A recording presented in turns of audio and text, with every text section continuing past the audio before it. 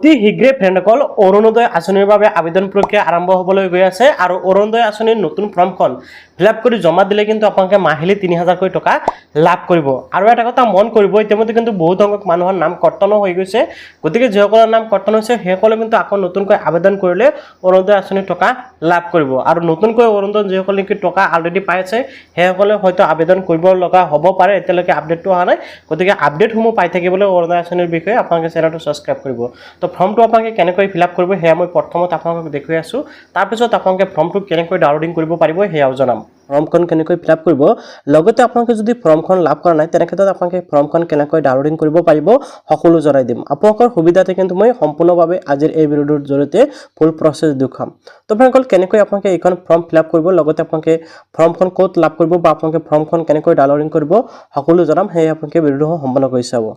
সব ফ্ৰেণ্ডসকল আপোনালোকে যাতে বুজি পায় তাৰ বাবে মই এনেকৈ ফৰ্মটো ফিল আপ কৰি ৰাখিছোঁ। প্ৰথমতে চাওক, এইখন বাকচত কিন্তু আপোনালোকে ফটো এক কপি লগাব লাগিব। তাৰপিছত আপোনালোকে ষ্টেপ বাই ষ্টেপ ফৰ্মটো ফিল আপ কৰিব লাগিব। তো প্ৰথমতে সোধাইছে are you an existing beneficiary under Orunodoi scheme. যদি আপোনালোকে আগৰ পৰা অৰুণোদয় আঁচনিৰ টকা লাভ কৰি আছিল তেনেক্ষেত্ৰত আপোনালোকে এই যিটো বাকচ দেখিবলৈ আছে প্ৰথমটোত আপোনালোকে টিক কৰিব। মই যিজন ব্যক্তিৰ বাবে মানে মই এইটো এটা ডেমো বনাইছোঁ, ডেমো ফৰ্ম বনাইছোঁ। আপোনালোকে কিছুমান ঠাইত ডেমো দেখিবলৈ পাব। মই নিউ এপ্লাই কৰি আছোঁ, যাৰ বাবে মই নো অপশ্যনত ক্লিক কৰি দিছোঁ। আপোনালোকে যদি আগৰ পৰা পাই আছে তেনেক্ষেত্ৰত জাষ্ট ইউজ কৰিব। বাকী ডিটেইলছসমূহ কিন্তু আপোনালোকে ছেম টু ছেম একেধৰণে দিব লাগিব।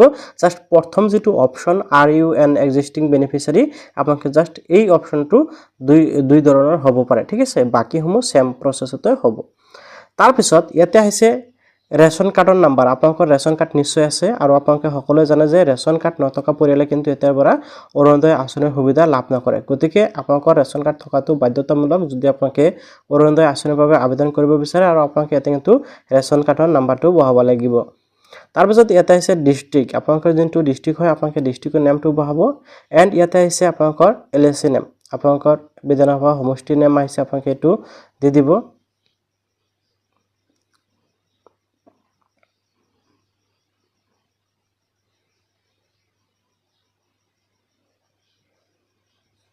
ইয়াতে আপোনালোকৰ লোকসভা সমষ্টিৰ নাম আহিছে, আপোনালোকে এইটো দিব লাগিব। এণ্ড আপোনালোকে এতিয়া দিব লাগিব নাম্বাৰ 1ত আপোনালোকে দেখিবলৈ আছে এপ্লিকেণ্ট ডিটেইলছ, অৰ্থাৎ যোনজনৰ বাবে এপ্লিকেণ্ট কৰি আছে সেইজনৰ ডিটেইলছ এতিয়া আপোনালোকে ষ্টেপ বাই ষ্টেপ দি যাব লাগিব। তো প্ৰথমতে আছে ফাৰ্ষ্ট টাইম, আপোনালোকে দেখিবলৈ আছে ইয়াতে মিষ্টাৰ মই এনেকৈ দিছোঁ, অৰ্থাৎ আপোনালোকৰ নামৰ প্ৰথম অংশ ইয়াতে দিব লাগিব। তাৰপিছত মই ইয়াতে ডেমো দিছোঁ যাতে আপোনালোকে বুজি পায়, বুজি পোৱাৰ বাবে ইয়াতে দিছোঁ। আৰু মিডিল নেমত চাওক, মই এই বাকচটো খালী ৰাখিছোঁ। যিসকলে নেকি নামৰ 3টা অংশ হয় সেইসকলে মিডিল নেম দিব পাৰে। সাধাৰণতে মানুহৰ 2টা অংশ হয়, প্ৰথম নেম আৰু লাষ্ট নেম, অৰ্থাৎ ফাৰ্ষ্ট নেম আৰু লাষ্ট নেম। তো ইয়াতে চাওক লাষ্ট নেমত মই আপোনালোকে বুজি পোৱাকৈ আপোনালোকে চাওক ইয়াতে তালুকদাৰ বাই আলি দিছোঁ। আপোনালোকে আপোনালোকৰ মানে উপাধিটো ইয়াতে দিব বা শ্বেয়াৰ নামটো দিব, ঠিক আছে। তাৰপিছত ইয়াতে আহিছে চাওক CO or WO or DO, অৰ্থাৎ কেয়াৰ অফ। তাৰপিছত আছে ৱাইফ। এতিয়া আপোনালোকে চাওক মই ইয়াতে লিখিছোঁ হাজবেণ্ড অব্লিক ইয়াতে ফাদাৰ্ছ, অৰ্থাৎ ইয়াতে যিসকলে কি বিবাহিত মহিলা আছে, যদি বিবাহিত মহিলা আছিল তেনেক্ষেত্ৰত সেইসকলে কিন্তু ইয়াতে হাজবেণ্ডৰ নেম দিব লাগিব। আৰু যিসকলে কি অবিবাহিত মহিলা আছে সেইসকলৰ ক্ষেত্ৰত ইয়াতে ফাদাৰ্ছ নেম, অৰ্থাৎ দেউতাকৰ নামটো দিব লাগিব। এতিয়া আহি গ'ল জেণ্ডাৰ।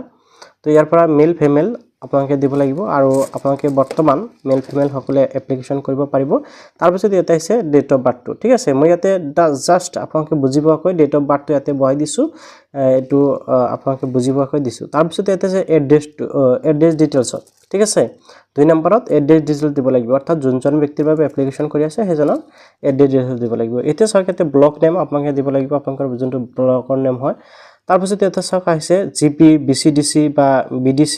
আপোনালোকৰ GP বা আপোনালোকৰ BCDC নেম, অৰ্থাৎ গাঁও পঞ্চায়ত বা আপোনালোকৰ BCDC নেমটো কিন্তু আপোনালোকে ইয়াতে বহাই দিব লাগিব। মই জাষ্ট ইয়াতে গাঁও পঞ্চায়ত বুলি লিখি দিছোঁ, আপোনালোকে যাতে বুজি পায়।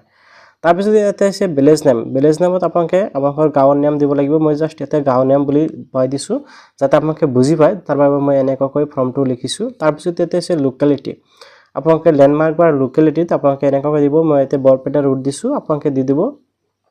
তাৰপিছত ইয়াতে আছে মোবাইল নাম্বাৰ মই ইয়াতে জাষ্ট এনে আপোনালোকে বুজি পোৱাকৈ মোবাইল নাম্বাৰটো দি দিছোঁ আপোনালোকে ঠিক এনেকৈ মোবাইল নাম্বাৰ দিব লাগিব এণ্ড ইয়াতে আপোনালোকৰ পিন কোডটো দিব মই ডেমো হিচাপত আপোনালোকে দি দিছোঁ হাউচ নাম্বাৰ ইয়াতে আপোনালোকে দিব লাগিব এণ্ড ইয়াতে পুলিচ ষ্টেচন নেমটো আপোনালোকে দিব লাগিব অৰ্থাৎ আপোনালোকৰ থানাৰ নাম তো প্ৰথম যেটো পেজ আপোনালোকে এই পেজত এই ডিটেইলছসমূহ দিব লাগিব এতিয়া দ্বিতীয় পেজত আৰু কিছু গুৰুত্বপূৰ্ণ বিষয় আছে যেসমূহ আপোনালোকে ভালকৈ চালি জাৰি দিব লাগিব প্ৰথম পেজতকৈ কিন্তু দ্বিতীয় পেজটো অতি গুৰুত্বপূৰ্ণ বা অতি সাৱধানতা অৱলম্বন কৰিব লাগিব আৰু এই দ্বিতীয় পেজটো কিন্তু বেছি জটিল হয় আপোনালোকৰ বাবে ফৰ্মটো ফিল আপ কৰিবলৈ তো প্ৰায়োৰিটি হাউচ হোল্ড ইয়াতে চাওক আপোনালোকে কেইবাটা অপচন পাব আপোনালোকে দেখিব আছে প্ৰায় 8টা মান অপচন কিন্তু ইয়াতে দি আছে ঠিক আছে ইয়াতে আপোনালোকে যিকোনো এটা ট্ৰিট কৰিব লাগিব এতিয়া আপোনালোকে কোনটো ট্ৰিট কৰিব এই কথাখিনি আপোনালোকে ভালকৈ বুজি ল'ব লাগিব ঠিক আছে এটা চাওক উইন্ডো S40+ 45+ তাৰপিছত দিব্যাংগজন দিৱস মহিলা ওমেন AAY বেনিফিচিয়াৰী এনেকৈ কিন্তু কেইবাটা অপচন আছে household income less than 2 lakh annual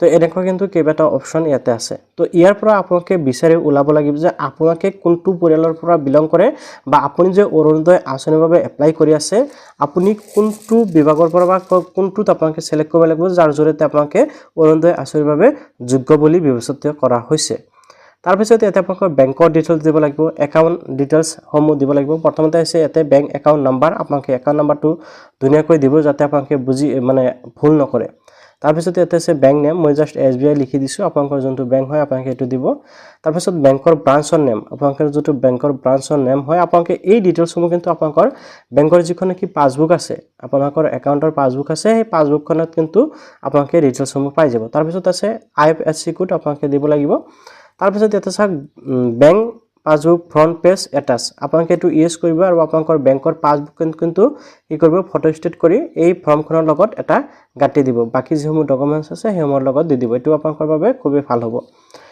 তাৰপিছত কনসেন্ট আপোনালোকে দেখিব আছে এণ্ড সেল্ফ ডিক্লাৰেশ্যন কনসেন্টত আপোনালোকে দেখিব আছে কনসাল্টত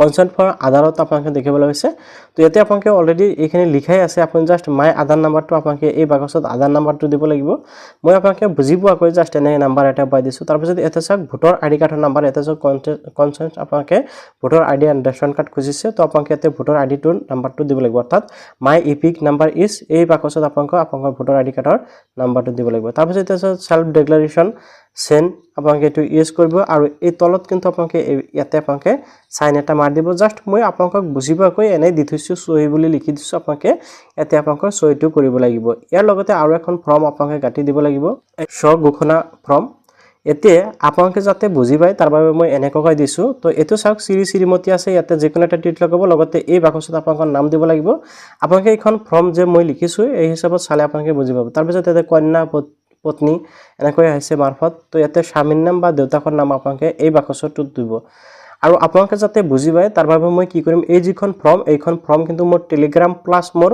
হোৱাটছআপ চেনেলত দি ৰাখিম আপোনালোকে তাৰ পৰা এইখন ফৰ্ম ডাউনলোডিং কৰি চাব পাৰিব তাৰপিছত ইয়াতে চাওক আপোনালোকে ডেট অফ বাৰ্থটো দিব বা জন্ম তাৰিখটো দিব লাগিব তাৰপিছত গাঁৱৰ নাম আপোনালোকে দিব আৰু ইয়াতে ৰেচন কাৰ্ডৰ নাম্বাৰ এই বাকচত পাব এই ডিটেইলছসমূহ আপোনালোকে ভালকৈ বুজি পাব এই ফৰ্মখন যদি ডাউনলোডিং কৰি চায় তাৰপিছত ইয়াতে চাওক আপোনালোকে দেখিবলৈ পাইছে নাম আৰু ইয়াতে আপোনালোকে দেখিবলৈ পাইছে তাৰিখ আৰু ইয়াতে সহি আৰু স্থানৰ নামটো আপোনালোকে দিব লাগিব সহি মানে আপোনালোকে যাৰ বাবে আবেদন কৰিছে সেইজনে সহি কৰিব লাগিব ওকে এতিয়া চাওক ফৰ্মটো আপোনালোকে ডাউনলোডিং তেতিয়াই কৰিব পাৰিব যেতিয়া এই ভিডিঅ'টোত 1000 লাইক কৰি যাব তেতিয়া মই এই ভিডিঅ'টোৰ ডেসক্ৰিপচনত মই টেলিগ্ৰাম লিংকটো দি ৰাখিছো আপোনালোকে টেলিগ্ৰাম আপোনালোকে সাবস্ক্ৰাইব কৰি ৰাখিব লগতে হোৱাটছআপত সাবস্ক্ৰাইব কৰি ৰাখিব মই হোৱাটছআপত টেলিগ্ৰামত দুটাতে কিন্তু মই আপোনালোকক ডাইৰেক্ট ফৰ্মটো দি দিম আপোনালোকে তাৰ পৰা ডাউনলোডিং কৰিব পাৰিব ফৰ্মটো আৰু আপোনালোকে কি কৰিব পাৰিব মানে ফৰ্ম ফিল আপ কৰি জমা দি আপোনালোকে টকা লাভ কৰিব পাৰিব